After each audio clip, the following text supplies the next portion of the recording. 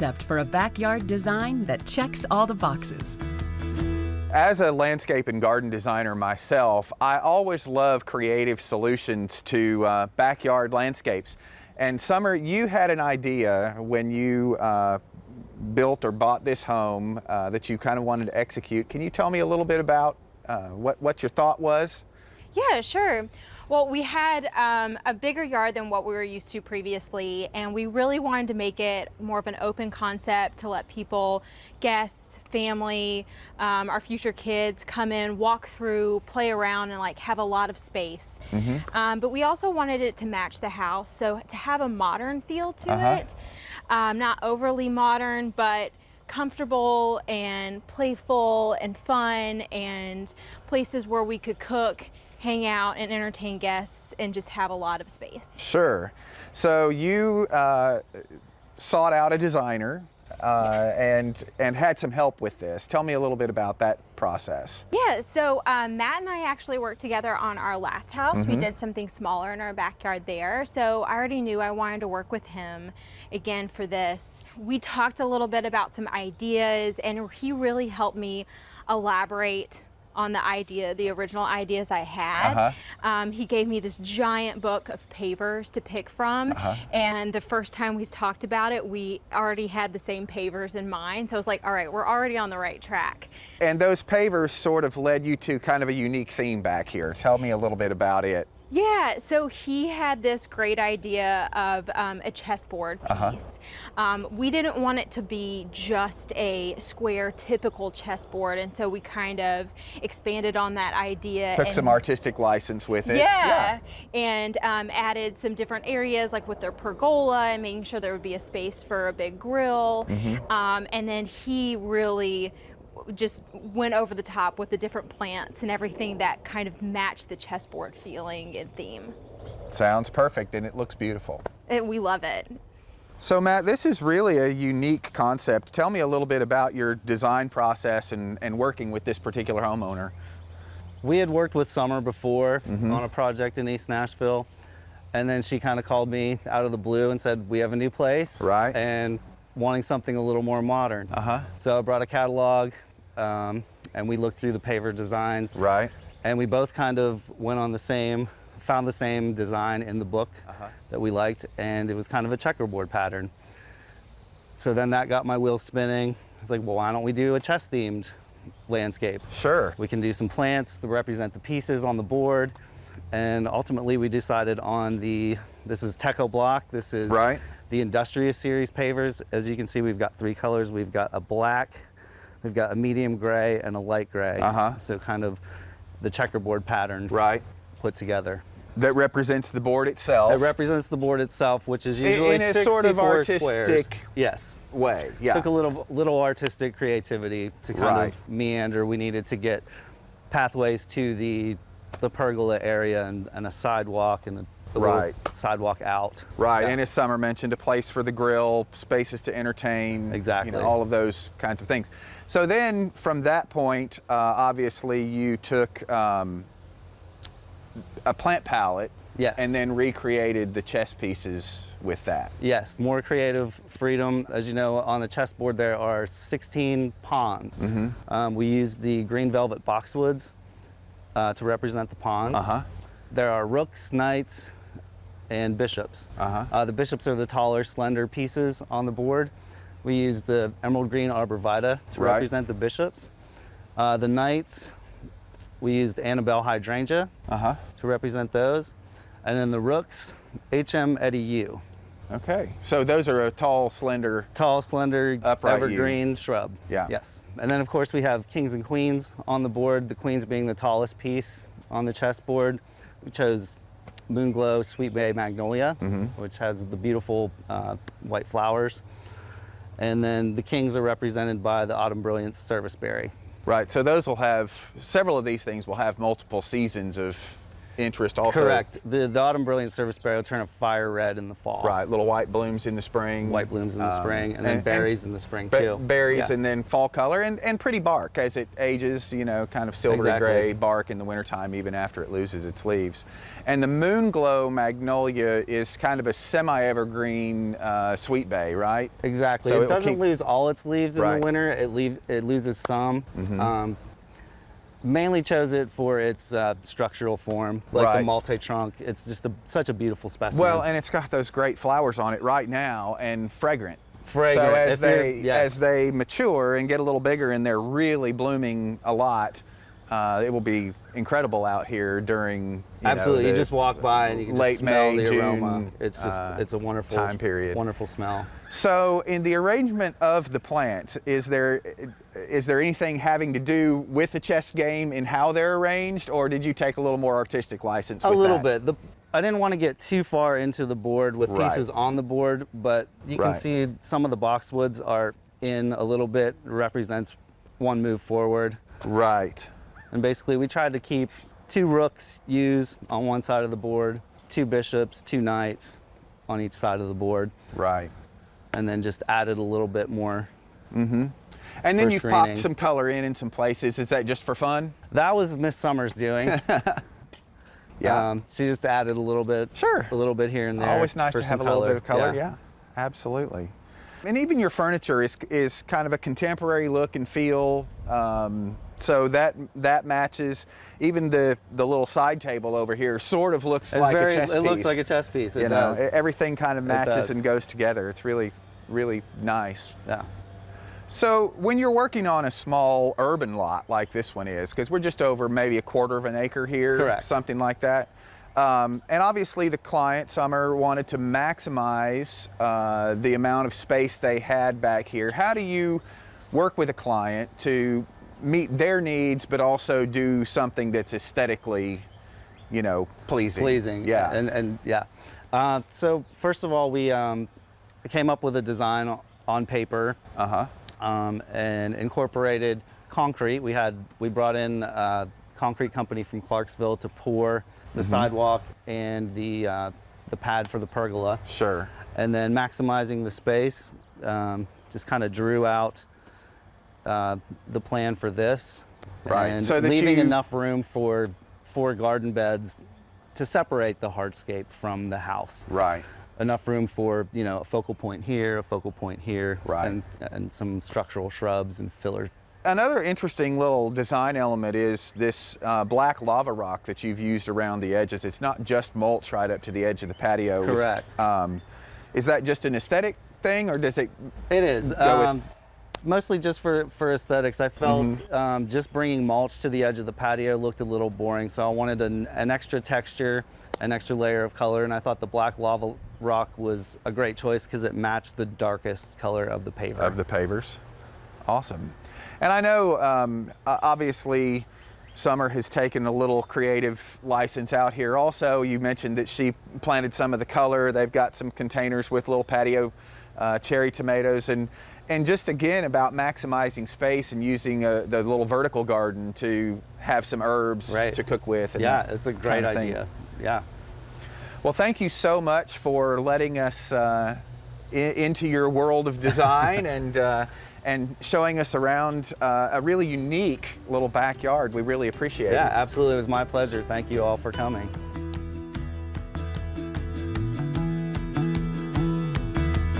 There's nothing more delicious than fresh fruit from your garden, and I'm standing in a showcase right now.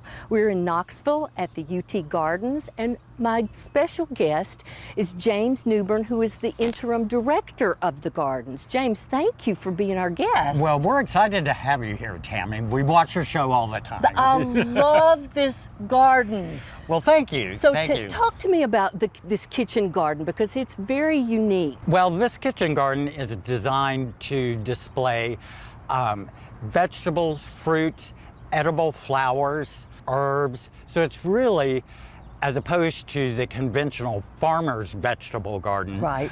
We're kind of showcasing how a suburban or urban gardener might use raised beds to grow vegetables for the family.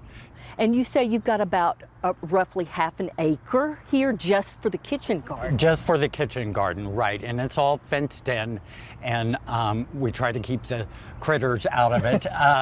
But yes, it's a substantial vegetable garden with over 55 beds in it. We particularly pay close attention to smaller fruits and vegetables. So we're not going corn or anything like that, beans that may take an awful lot of space.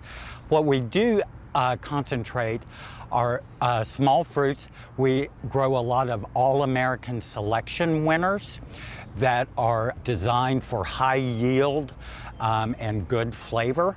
And so right here we have the pepper, the dragonfly pepper, which is an All-American Selection winner from just a few years back. So you've got, what I like here is that you've got things not just in mass. So you've got things planted together that you normally probably wouldn't see in a large garden, but in a home garden for sure. Right, and that's kind of part of our integrated pest management, having peppers and onions together so that we don't get a big mass of peppers that might attract a big mass of aphids. So you want to kind of space your vegetables out and intermix them with either flowers to attract pollinators and perhaps predatory insects with your other plants. It's really a matter of kind of mimicking nature. And so we have a variety of plants interplanted with others so that perhaps what might be damaging to a squash plant, like the squash bug, we are trying to attract the predator of that squash bug by planting plants that, that would be attractive to that predator. So not only does that give you pest control, but it also gives you variety within the beds. You know, you can work with that in such an aesthetic manner that, you know, gardening is the art and science of horticulture. And this interplanting can really answer both concepts, you know, the science up behind it, and then you can be artistic with it. You see in a lot of our garden beds, we have really geometric shapes and all, and it's all part of the integrated process. I love fresh fruit, and boy, does this look like it's just a happy clam. It is. It really is. This is one of our many figs. Figs, of course, if you get the right one, are hardy in East Tennessee and across Tennessee. This is Martha Ball Washington. It originally came from George Washington's wife, Martha, from her property. And so we're happy to have that here. And it is hardy like a brown turkey or so, and produces tons of figs. And so, you know, we anticipate fig Newtons for everyone as we progress into fall. I love it. And it's married to an unusual partner here. Right, this is hazelnut. You don't usually typically think of hazelnut growing in the Southeast.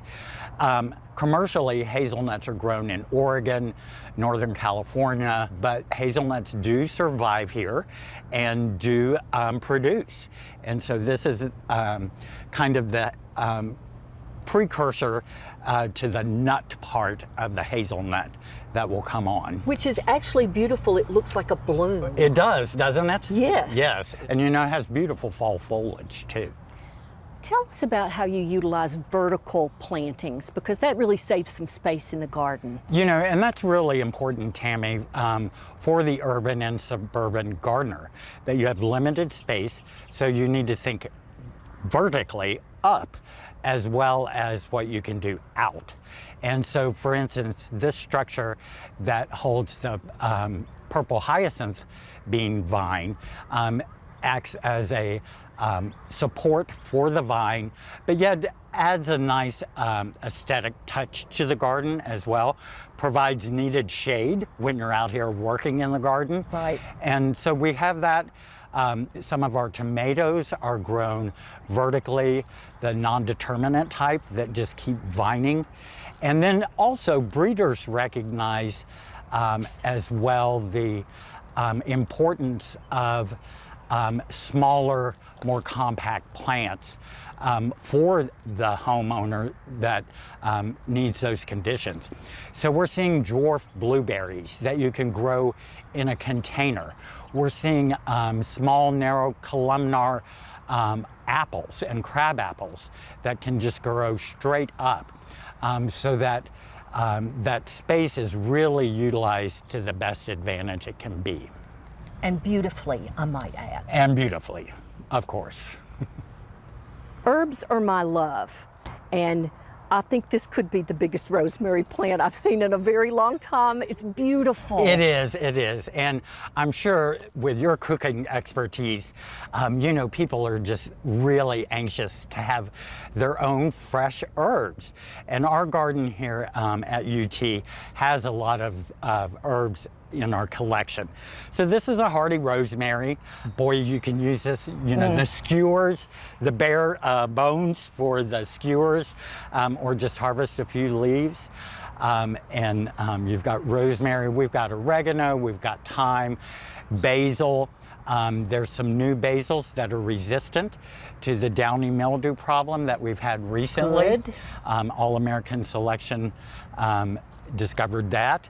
And then, you know, we've got all kinds of mints that are fun to make tea. Yeah. And so here we have spearmint, and you can smell it. We've just been admiring it ourselves, haven't we? I can't not do this. It's just so much. You know, and so people are really making infused drinks now, but having those fresh ingredients in your culinary and your beverages is just really an added bonus. And when you grow it yourself in your own little garden, in your own little container, it means so much more. It tastes better. It does. It does. And how nice that you also donate herbs to the We food do. bank, because they need those fresh in herbs as well. Exactly. You want to cook with fresh basil. You may have your grandmother's spaghetti sauce recipe and you need fresh basil.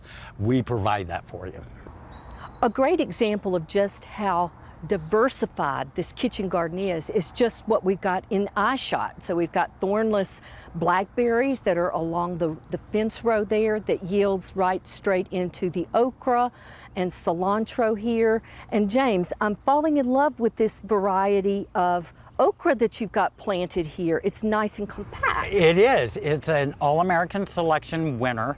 It's called Candlestick, and it is a more compact plant, so it's easier to harvest. And the Candlestick comes from the okra. It's very upright, and it does kind of look like a candlestick. It does. But the okra pods themselves are just very showy ornamentally, as well as a culinary favorite. I love red pods. So they start out green and then they turn red. I just love that. Right. But our whole garden, we look to provide year-round interest, either for the visitor, but for wildlife as well. So we don't cut down anything once the frost kills it. We let the birds harvest the marigold seeds. We let the critters find shelter from the winter. So we really do a spring cleanup as opposed to a fall cleanup. And some people might say, well, doesn't that allow for insects to take hold with their larvae? If we've balanced our garden right, the beneficials are overwintering just as much as the harmful ones are. And so creating that kind of ecosystem that's well balanced is what we're looking for in this type of garden. And you know, like we were talking about rosemary, you can harvest rosemary at any time of year and it's still going to be good. And you know, rosemary is the herb of remembrance, and I am so going to fondly remember the time here in this garden. Thank you so much for being our guest, James. It's just been a delight. Well, Tammy, thank you so much for coming here. Just so people know, the garden is open 365 days. The public is welcome and it's free to come in and take a look. And it's worth the trip.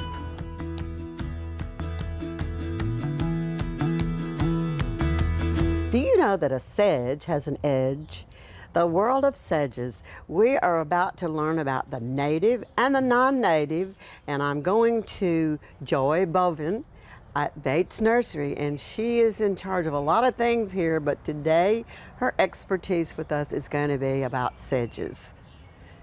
Why don't you tell me why we should grow sedges? Well, there are a lot of different sedges available now, way more than there ever has been in the past. They've gained in popularity quite a bit. The native options have definitely exploded, and the non-natives as well for accent, color, and function in the landscape too. Durability. Mm-hmm. There's different shades of green and blue, and then with the non-native, we've got some variegated options as well. Yeah. You can typically, the native ones like it a little bit more on the moist side, but there are dry shade options as well. I think that's a good difference there, to know that we can plant them in two different kind of environments, and they're survivors. They're native and they're survivors. Yeah, yes, and as we are looking for more alternatives to turf grass, sedge is a great option. Specifically, Pennsylvania sedge is great, blue wood sedge, for shade turf in particular. Okay. Not a lot of the sedges can perform well in sun. Let me ask you this. Do you have I know that you do assist here, and do you have a problem ever convincing someone that they should use a sedge?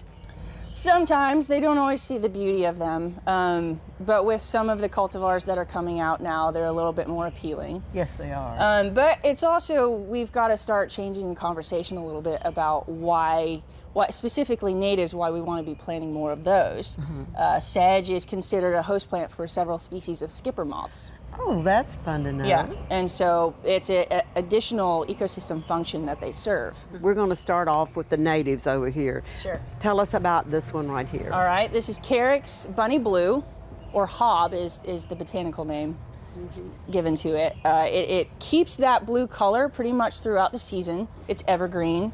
Oh, that's a good thing. Mm-hmm. And that one will reseed.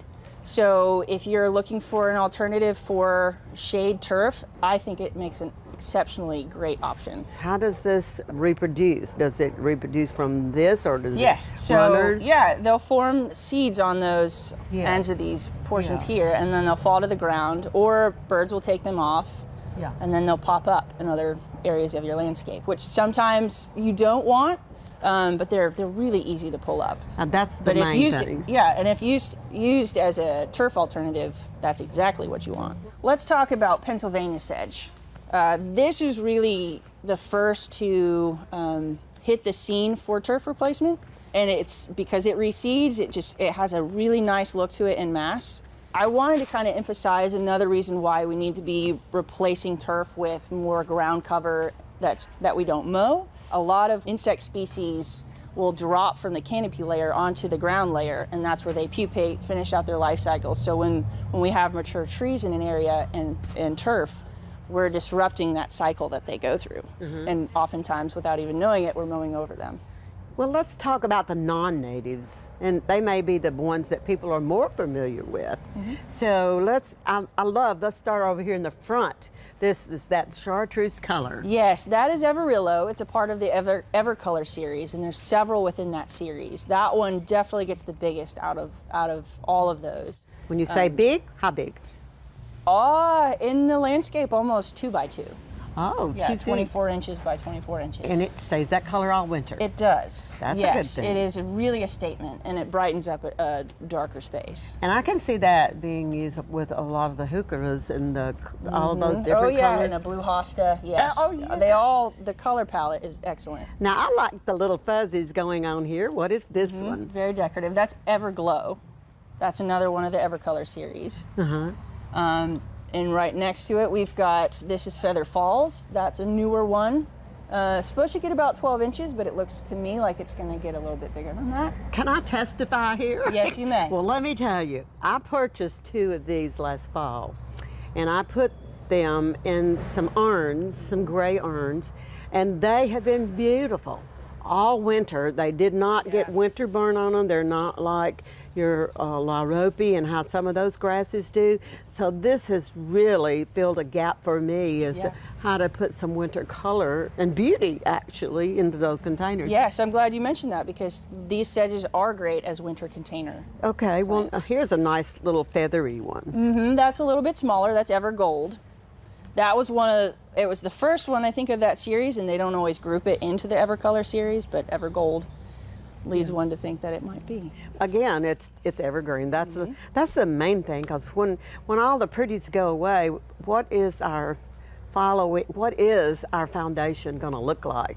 And these things actually will add color, texture, and harmony to the winter landscape as well. Yeah, they have great function. Okay, I think we skipped over this little baby, Ice Dance. And Yeah, that's one of the older cultivars that has been in the market for quite some time. So it gets overlooked because of all the new and exciting ones, but that one performs just fine in the landscape. The sedge in general, they will typically don't want to cut them back. Yeah. There are exceptions, but really you want those old blades to fall to the base as the new come up, and then you just clean up those old blades. And it just becomes like a big patch of turf. Exactly. Yeah. Thank you, Joy, because you've added joy to my day. Thank you. Thank you.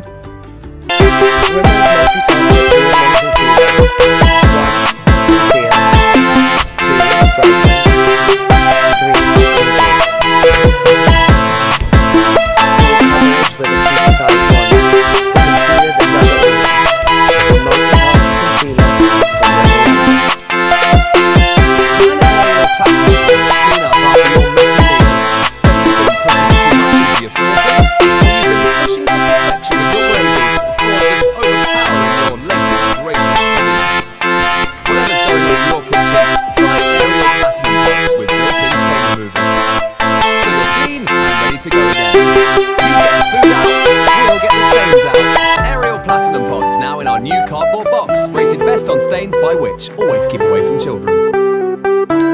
So you think that one household can't make a difference when it comes to saving water? Think again.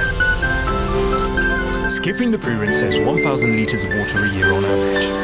New Finish Ultimate gives you the ultimate clean and diamond shine without pre-rinsing. Save water and time with New Finish Ultimate. Here at Tails.com, every dog gets their own unique recipe.